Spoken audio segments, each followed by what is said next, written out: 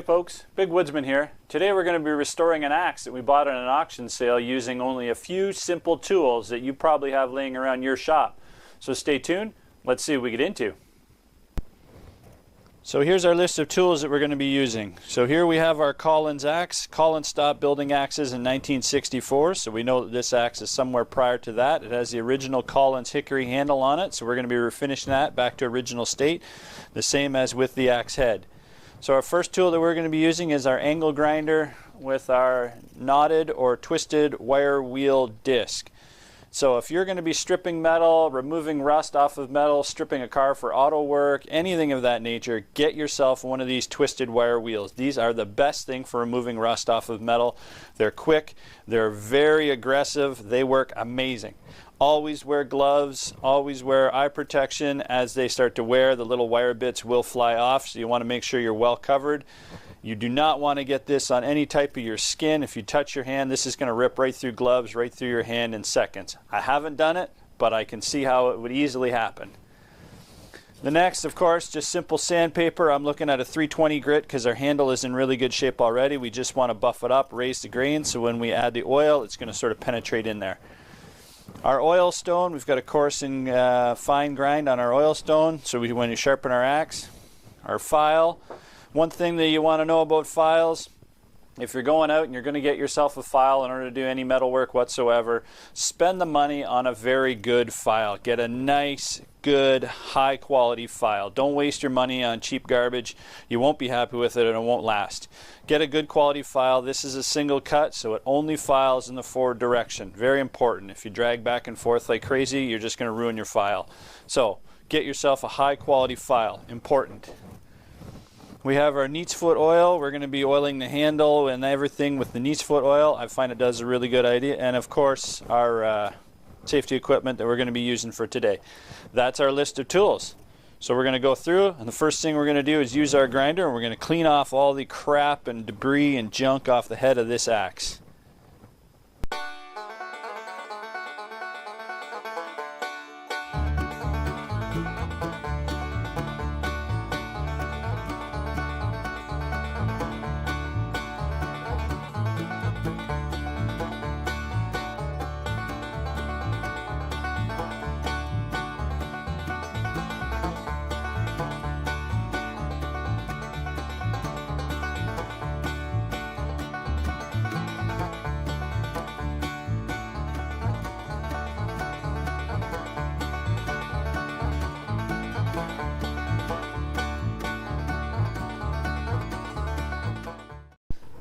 So we've used our twisted wire wheel on the angle grinder. It literally took minutes to bring this back up, get all the surface rust off that, strip it right down to the bare metal. As I mentioned, simple tools. You can just do that. You can stop right there and you're basically right back to the original tool. It's perfect. Nice steel. All we have to do that now is really oil it and get it ready to anti-rust it, and we're ready to go. But I'm not going to stop right there. I have the luxury that I'm going to put it on a polishing wheel, and we're going to actually polish this and see if we can bring it up to a relatively mirror-like finish. You don't have to do this step. I'm showing you all these tools that this is now really what you can stop at. We'll put a nice edge on it, sharpen it right up, and you're good to go. But I'm going to try to polish this. I've never polished it before. It's worth a try. So let's see what happens. So I've gone ahead. I've mounted a simple fiber polishing wheel in our angle grinder. It's going to do the job nicely, I hope.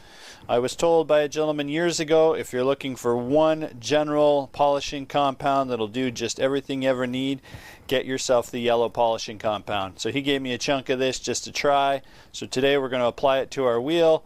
We're going to give it a go, and we're going to try it on our axe head and see how we go.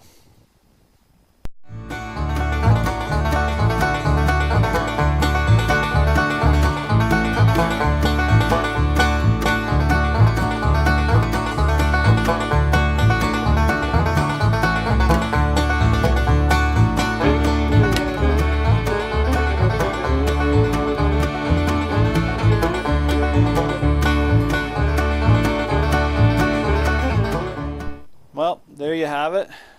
We've put it on the polishing wheel on the grinder. As you can see, it's done an amazing job.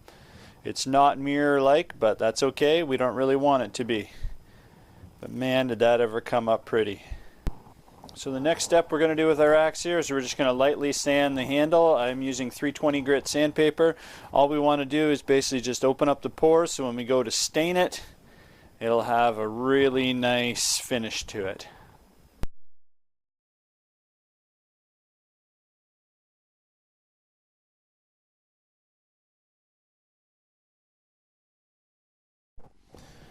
So now that we have our axe head polished and we have our handle nicely sanded, we're going to apply just a small amount of stain just to give a nice rich color to this handle. Just brings out the grain.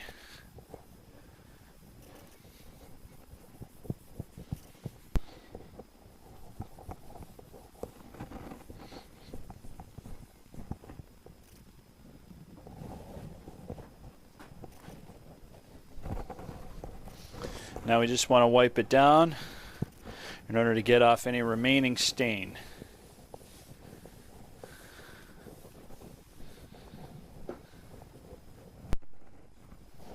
The next step in refurbishing our axe, we've got it mounted in our vise, we've got the soft jaws on so we don't damage our head, is taking our nice file and we're going to be cleaning up the edge. It's in relatively decent shape, but it is dull. As you can see, it's not very sharp at all, but it doesn't have any real nicks or pits that we need to get rid of. So we're just going to nicely file that edge. And as mentioned before, file in one direction. That's how your file is meant to cut.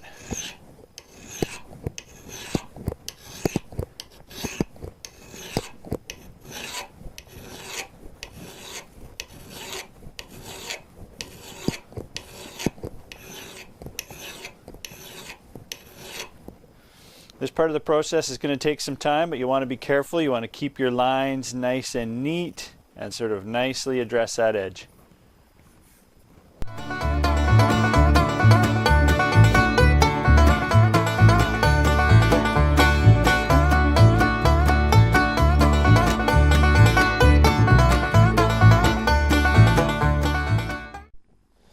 Next step in sharpening our axe head is to take our coarse side of our stone. We've applied a little bit of oil, and now we're going to just gently polish that edge, keeping that 10-degree angle that we want.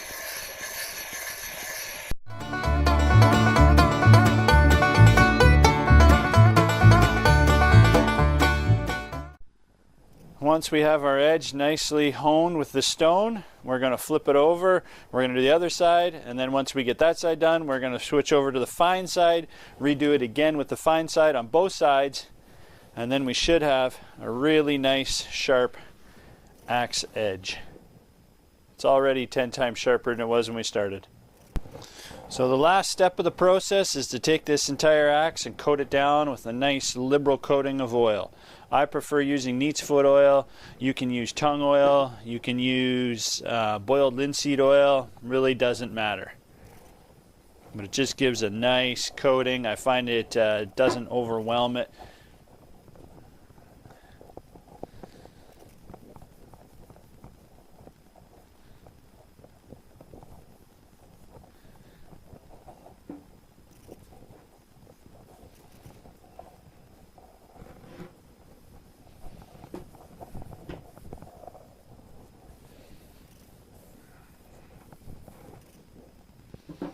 Let that dry for a day or two, let it soak right in, give it another final polish, another buff on the handle, and that axe is gorgeous. So there you go, we've taken our axe, we've used our twisted wire wheel to take all the rust off the head, we've polished the head in our bench grinder with our nice polishing compound. We've gone ahead, we've stained and buffed the handle. We've put on a nice layer of neat's foot oil. The whole thing is conditioned down, ready to go. We've put a nice sharp edge on it. It's nice and clean, perfect, ready to go. This axe is going to give me a lot of use over the next years and years to come.